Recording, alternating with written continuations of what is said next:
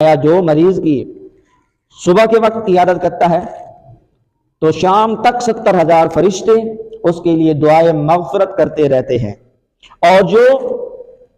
شام کو کرتا ہے مریض کی عیادت تو صبح تک جو ہے 70,000 فرشتے اس کے لیے دعائے مغفرت کرتے رہتے ہیں۔ فرشتے، اللہ اکبر، کتنا بڑا اجر و ثواب ہے